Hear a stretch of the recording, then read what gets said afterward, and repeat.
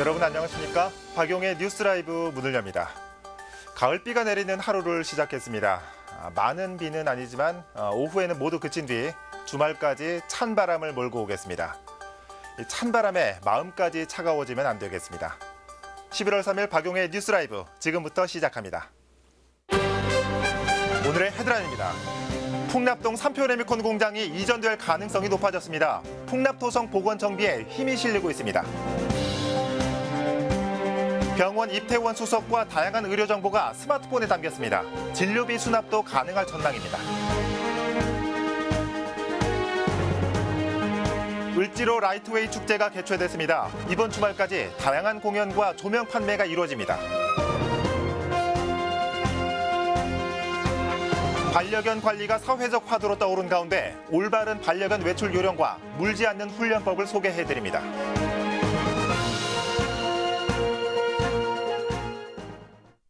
삼표 산업이 풍납동 레미콘 공장 이전 관련 항소심에서 국토교통부에 패소했습니다.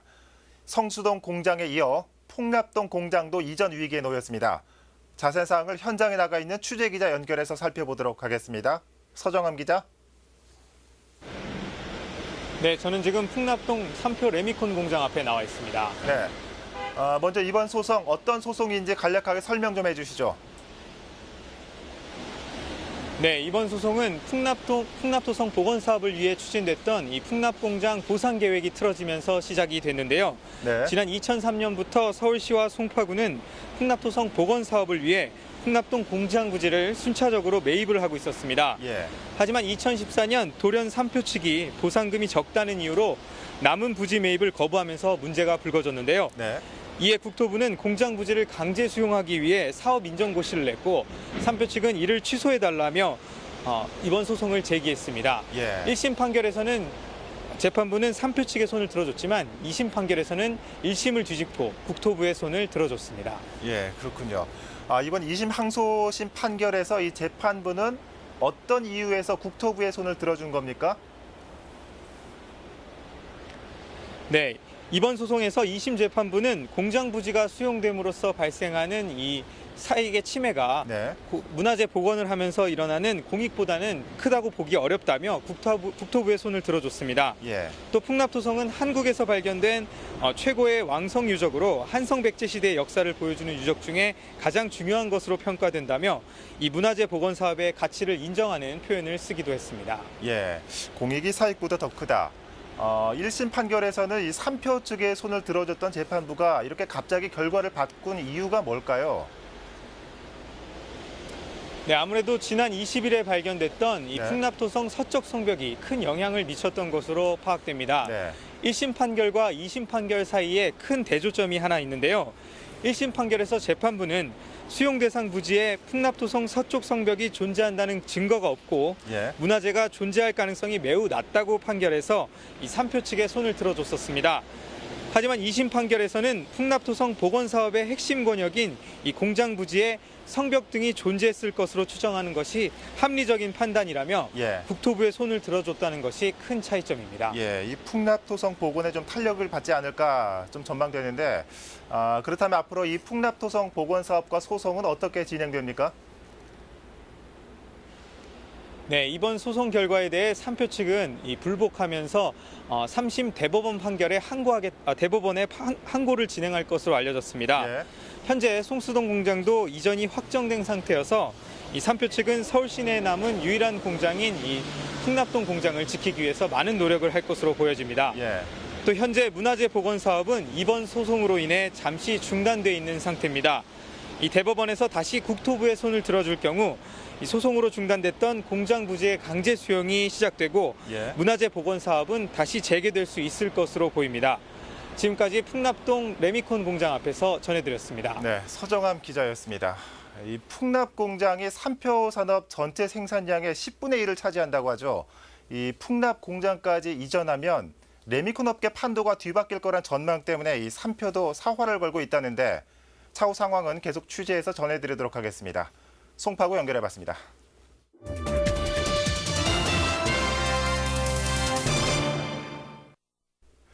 스마트폰 하나로 많은 일을 할 수 있는 세상입니다. 그만큼 우리 삶 속에서 스마트폰이 차지하는 비중도 점점 커지고 있는데요. 강동구에서는 스마트폰과 병원 진료를 접목한 서비스가 나와 눈길을 끌고 있습니다. 박영찬 기자입니다. 강동구 천호동에서 살고 있는 강성숙 씨. 올해 초 건강검진을 받다가 암이 발견돼 갑상선 일부를 잘라내는 큰 수술을 받았습니다. 집 근처 강동 경희대병원에서 수술을 받은 강 씨는 수술 이후 건강관리를 하면서 핸드폰을 보는 일이 많아졌습니다. 병원에서 핸드폰으로 수술 후 생활 안내문과 진료 일정을 보내주고 있기 때문입니다. 접수부터 진료 대기까지 남은 인원도 알 수 있게 돼 병원에서 불필요한 시간을 보내는 일도 줄어들었습니다. 대기자가 얼마나 밀렸나 진료 예약 같은 게 여기서 보면서 이렇게 오면서 이렇게 보면 실시간으로 이게 뜨더라고요. 뭐 수술 진행 과정이 됐고 내가 수술이 진행 중이라고 뜨고요. 또 환자가 회복실로 옮겨갔습니다. 이렇게 다 떠요. 병원 입원부터 퇴원까지 모든 과정의 의료 서비스를 이용할 수 있는 스마트폰 어플리케이션입니다. 고령화로 인한 의료 수요 증가와 의학기술 발전으로 진료 체계가 복잡해지면서 이를 편리하게 이용하고자 만들어졌습니다. 위치 정보를 기반으로 병원에 들어서자마자 가야 할 검사실과 접수 대기 인원을 확인할 수 있습니다. 수술 진행 상황도 실시간으로 알 수 있어 병원 밖에 있는 가족들의 걱정도 한치름 덜게 됐습니다. 어플리케이션으로 받은 처방전을 약국으로 바로 보내 약을 받을 수 있다는 것도 주목할 만한 부분입니다. 가족분들은 지금 엄마가 잘 다니고 있을까? 병원에서 무슨 검사를 하고 있을까? 이런 게 궁금해 하시거든요. 그러면 병원에 들어오시는 순간부터 당신은 무슨 과에서 몇 명이 기다리고 있습니다. 당신은 오늘 무엇을 할 것입니다. 오늘 수술 예정이면 몇 시쯤 지금 진행될 것입니다. 이런 것들을 가족분들도 밖에서 병원에 오시지 않아도 현재 환자분이 뭘 하고 있다는 걸 다 알고 있을 수 있죠. 강동 경희대병원은 내년 상반기까지 스마트폰 어플리케이션에 진료비 수납 기능도 추가할 예정입니다. 스마트폰을 통해 전반적인 진료 서비스가 가능해진 만큼 환자들도 보다 편리하게 병원을 이용할 것으로 보입니다. 딜라이브 서울 경기 케이블 TV 박영찬입니다. 세운 대림상가 주변은 조명상가 밀집 지역으로 조명 산업의 중심지였습니다. 하지만 일대가 도심 슬럼화를 겪으면서 쇠퇴의 길을 걷고 있는데요. 을지로 조명 산업을 다시 밝히기 위해 매년 행사가 열리고 있습니다. 진기훈 기자가 다녀왔습니다. 대림상가와 청계상가를 중심으로 자리 잡고 있는 을지로 조명상권. 우리나라 조명 산업을 이끌었지만 이 일대 지역의 쇠퇴와 함께 침체기를 겪고 있습니다. 여기에 저렴한 가격을 내세운 중국산 제품들의 대량 유입으로 제조 규모도 축소됐습니다. 하나, 둘, 셋, 터치! 어두워진 을지로 조명 산업을 다시 밝히는 행사가 열렸습니다. 을지로 라이트웨이입니다. 을지로에 있는 조명 산업의 발전을 위해서 우리 조명에 관련된 디자이너, 제작업체, 학계, 협회 모든 구성원들이 모여서 이렇게 축제 겸 산업 대전을 이렇게 준비를 했습니다. 쓸모없는 것들을 잘 살려 유용하게 만든다는 무용지용을 주제로 상인들과 디자이너들의 협업을 통해 완성된 상품들은 단순히 실내를 밝히는 조명을 넘어서 미적 요소까지 갖춘 을지로 조명에 나아갈 길을 보여줍니다. 디자이너들하고 같이 협약을 해서 조명을 같이 제작을 하게 돼 있어요. 더 조명 디자인이라든지 뭐 이런 모든 제품에 대해서 훨씬 더 퀄리티가 있고 새로운 제품이 나오리라고 생각합니다. 밝게 해주는 것뿐만 아니라 공간을 이쁘게 꾸며주고 시선을 사로잡는 것 같아서 만약에 팔면은 살 것 같아요. 오래된 상가가 뭐 이런 걸로 바뀌어서 다르게 판매하면은 한 번쯤 구경이라도 충분히 가볼 수 있을 것 같아요. 동대문 디자인 플라자에 마련된 상품 전시회를 비롯해 청계상가와 대림상가 일대에서는 버스킹 공연과 조명 전시, 판매도 진행됩니다. 을지로 조명 산업을 부활시키고 조명 상가들의 다양한 상품들도 만나보는 행사는 오는 5일까지 이어집니다. 딜라이브 서울 경기 케이블 TV 진기훈입니다. 300명의 송파구민들이 원탁에 둘러앉았습니다. 주민들이 구해 바라는 점들을 허심탄회하게 이야기하고 토론하는 자리가 마련됐습니다. 서정함 기자입니다. 300명의 송파구민이 한자리에 모였습니다. 원탁에 둘러앉아 열띤 토론을 벌이고 화면을 통해 실시간으로 다른 테이블에서 나온 이야기를 확인할 수 있습니다. 좋은 정책은 도입을 바라는 마음으로 소중한 한 표를 행사하기도 합니다. 지금도 정신이 없어요. 너무 열렬하고 진지해서 너무 토론 참여자들이 진지하고 아이디어 다양해가지고 제정신 아닐 정도로 뜨겁고 정말 진지했습니다. 제가 송파구에 8년 정도 살고 있지만 아마 가장 제가 송파구에 제 영향력을 끼칠 수 있었던 기회가 됐지 않았을까 생각이 듭니다. 또 이날 행사에서는 자유발언 시간에 자신의 의견을 이야기해 공론화하고 직접 구에 질문을 할 수 있는 기회도 주어졌습니다. 그런 문화시설이라든가 문화활동들을 운영을 한다면 학교와 함께 지역사회도 많은 도움이 될 것 같습니다. 저는 송파구청장님 모셨는데 앞으로는 우리가 하는 사업들을 많이 홍보해서 더 많은 청소년들이 참여할 수 있도록 노력을 하겠습니다. 고맙습니다. 네, 감사합니다. 주민들이 머리를 맞댄 아이디어는 복지와 교육 등 모두 8개 분야에 100개가 넘었습니다. 특히 국공립 어린이집과 주민도서관 확충, 또 전통시장 내 주차장 건설은 가장 많은 공감을 얻었습니다. 의견들을 다 취합을 해서 우리 또 구 간부들과 또 전문가분들의 정책 토론을 거쳐서 우리 송파에 앞으로 구정 운영하는 방향으로 만들어 나가고자 합니다. 300명의 송파구민이 머리를 맞댄 원탁 토론회. 지난 2013년에 이어 4년 만에 열려 올해도 주민들의 많은 생각을 담았습니다. 딜라이브 서울 경기 케이블 TV 서정함입니다.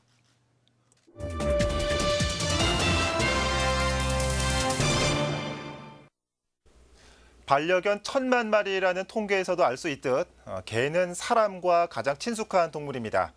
하지만 최근 유명 연예인의 반려견이 이웃집 주민을 물어 사망한 사건 등 올해 8월까지만 개에 물리는 사고가 1000건이 넘게 발생했습니다. 반려견의 단속과 관리가 절실한 시점입니다. 조성엽 기자가 그 방법을 알려드립니다. 물지 않는 개는 없다고 전문가는 말합니다. 개가 물지 않게 하려면 집안에서부터 단속해야 외출해서도 제어할 수 있습니다. 반려견이 어떤 것을 물려 하면 기다려라는 말로 통제합니다. 무는 행위를 하지 않을 경우 견주의 확실한 칭찬과 간식이 뒤따라야 합니다. 외출할 때는 반드시 목줄이나 가슴줄을 매야 합니다. 다만 처음부터 가슴줄을 매어선 안 됩니다. 반려견이 아플까 봐 훈련이 안 된 상태에서 가슴줄을 맬 경우 질주 본능이 살아납니다. 전문가들은 목줄로 수개월 훈련한 뒤 가슴줄을 매라고 권장합니다. 근육이 약하다든지 했을 때는 가슴줄 매도 돼요. 근데 처음 교육시킬 때 가슴줄 매는 순간 무슨 버릇? 뛰쳐나가는 버릇. 뛰쳐나가기 시작하면 뭐라 했어요? 서열의 리더가 된다 그랬죠. 컨트롤 돼야 컨트롤 되는 게 한 마리도 없을 거예요. 산책할 때는 되도록 반려견과 동일선상에서 걷는 것이 좋습니다. 반려견이 견주의 앞이나 뒤에서 걷는 건 통제가 안 된다는 것이고 언제든 뛰쳐나갈 수 있다는 의미이기 때문입니다. 가슴줄을 하니까 앞으로 뛰쳐나가는 경향이 많았던 것 같아서 목줄을 하는 게 얘한테도 좋고 저한테도 스트레스 안 받고 좋을 것 같아요. 전문가들은 무엇보다 타인에게 피해를 주지 않으려는 견주의 책임감이 중요하다고 말합니다. 그러기 위해선 개가 짖거나 물기 전 미리 통제를 하는 등 반박자 빠른 제어가 필요하다고 조언합니다. 딜라이브 서울 경기 케이블 TV 조성엽입니다. 빌딩 숲과 지하철 노선이 지나는 도심에서 지진이 나면 어떻게 대응해야 할까요? 강남구에서는 지진을 주제로 재난대응 안전한국 훈련을 벌였습니다. 지혁배 기자입니다. 수원으로 향하던 지하철이 지진으로 탈선합니다. 역무원들의 안내에 따라 승객들이 대피합니다. 네, 앞으로 조심조심 따라가주세요. 역사 맨 끝, 지상으로 바로 연결되는 비상 통로로 행렬이 이어집니다. 다치거나 충격을 받은 승객들은 들것에 실리거나 부축을 받으며 빠져나갑니다. 역사 주변 대형 빌딩에는 지진의 여파로 건물에 화재와 정전이 발생했습니다. 긴급 출동한 소방차가 불길을 잡습니다. 인명 구조와 대피를 위해 군인들도 투입됩니다. 호프 빌딩이 반소되어 있으며 열차 열선가량이 탈선되어 있는 상태입니다. 보건소 앞마당에는 현장 응급 진료소가 설치돼 사상자를 치료하고 인근 병원으로 이송합니다. 통합지원본부에서는 대책 마련에 분주합니다. 인근 구청과 적십자의 구호 물품도 속속 도착합니다. 강남이라는 도시가 지하 활용 공간도가 상당히 많은 도시고 지하에 움직이는 유동병력이 상당히 많습니다. 만약에 불의에 그런 사고가 발생한다고 하면 상당히 심각한 재난으로. 크고 작은 빌딩과 지하철 노선이 집중된 강남구에서 벌어진 지진 대비 재난 대응 안전 항구 훈련에는 강남구청과 18개 유관 기관이 참여했습니다. 분당선 열차가 탈선한 것과 관련해서 인근 건물에 화재가 발생했는데요. 거기에 대한 그 인명 구조와 신속한 대피 그리고 유관기관과의 그 협업을 통해서 재난 대응 체계를 확립하는 데 이번 훈련에 주안점을 두고 있습니다.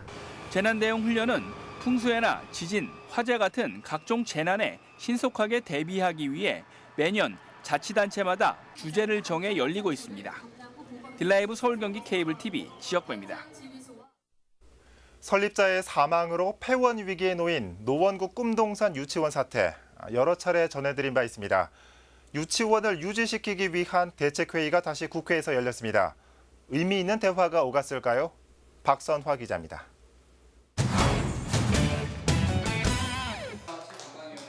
꿈동산 유치원 학부모와 교육기관 관계자, 노원구 지역 정치인이 한자리에 앉았습니다. 폐원 위기에 처한 유치원을 살리기 위해 머리를 맞댄 겁니다. 학부모가 운영 주체가 되는 협동조합형 운영안이 제시되고 법 개정이 가능할 것 같은 기류가 흐르는 등 회의 초반 분위기는 희망적이었습니다. 하지만 언론 비공개 속에 진행된 회의의 결말은 아쉬움만 남겼습니다. 교육부가 법 개정안을 공개했지만 운영 주체와 권리 상속 문제 등 해석에 따라 논란의 소지가 커 받아들여지지 않은 겁니다. 정을 이제 조금 바꾸는데 그게 보면은 명확하게 지금 내용이 나와 있지가 않아요. 그리고 그 부분에 대해서는 그 서울교육청이라든가 북부교육지원청이 의견이 다 다릅니다. 학부모들은 폐원 사태를 대하는 서울북부교육지원청의 태도에도 불만을 나타냈습니다. 현재 북부교육지원청은 폐원될 상황을 가정해 2018년도 원화 모집 계획을 유보시킨 상황입니다. 사회적 협동조합에 굉장히 긍정적이고 이대로 밀고 나가면 새로운 사립 유치원의 모델이 될 수 있다라고 얘기가 다 됐는데 북부교육청이 지금 원화 모집을 할 수 없다라고 결론을 지금 내려버렸어요. 여기서. 행정 업무를 담당하는 북부교육지원청은 유치원 폐원 상황에도 대비해야 한다고 밝혔습니다. 법 개정과 관련해선 상급 기관인 교육부가 먼저 추진하면 뒤를 따를 것이란 기존 입장을 되풀이했습니다. 자체가 바뀌는 걸 전제로 저희들이 상위 법령이 바뀌어야지 나름대로 자유적으로 이렇게 할 수는 없다.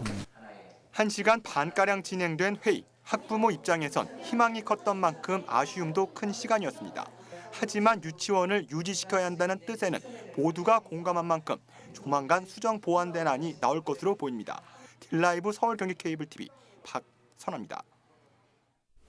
중구청과 중구의회 간의 힘겨루기로 서소문 공원 사업의 예산이 중단된 지 1년이 다 됐습니다. 이렇게 불협 화음이 계속되자 문화체육관광부와 서울시까지 이미 지급했던 예산을 다시 회수하려는 움직임을 보이고 있습니다.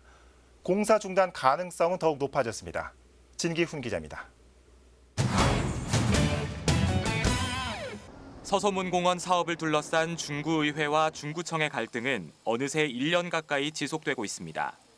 지난해 11월부터 현재까지 2번의 정례회와 5번의 임시회가 열렸지만 양측의 입장차는 좁혀지지 않았고 올해 배정됐어야 할 구 예산 52억 원은 거듭 삭감됐습니다. 문화체육관광부와 서울시에서는 올해 배정 예산으로만 국비와 시비 약 200억 원을 교부한 상황. 하지만 논란이 지속되며 구비 확보가 지지부진하자 문화체육관광부와 서울시는 예산 회수 여부를 놓고 중구청과 실무진 회의를 진행했습니다. 그 결과 중구가 11월 중순까지 추경 예산에 사업 관련 예산을 반영시키지 못하면 올해 배부한 국비와 시비 중 미집행한 부분을 회수하겠다는 결정이 내려졌습니다. 구 예산 20%를 포함해 국비 50%, 시비 30%의 비율로 사업 예산이 투입돼야 하지만 구청이 올해 예산을 확보하지 못하면서 예산 투입 비율을 지키지 못했다는 것이 그 이유입니다. 현재까지 국비와 시비 미집행 금액은 150억여 원. 현재까지 공정률 28%를 보이고 있는 가운데 미집행 예산이 회수될 경우 공사 중단은 불가피해 보입니다. 딜라이브 서울 경기 케이블 TV 진기훈입니다. 성동구의회 234회 임시회가 6일간의 일정을 끝으로 폐회했습니다. 이번 임시회에서는 의원들의 5분 자유 발언을 시작으로 지난달 31일까지 조례안과 동의안을 심사했습니다. 그리고 이달 1일 열린 2차 본회의에서 성동구의회 의원 의정활동비 지급에 관한 조례안, 성동구 보훈회관 설치 및 운영에 관한 조례안 등 16건의 조례안과 10건의 동의안을 통과시켰습니다. 서초구 공무원들이 지난달 31일 새해 업무를 놓고 난상 토론을 벌였습니다. 토론은 복지와 건강 분야를 시작으로 도시 안전, 문화, 경제 순으로 진행됐습니다. 이날 토론에 참여한 6급 이하 공무원들은 집행부의 예산 낭비를 비롯해 생색내기 사업 등에 대한 문제점을 꼬집었습니다. 서초구는 토론 내용을 바탕으로 내년 사업에 대한 문제를 보완해 나갈 계획입니다.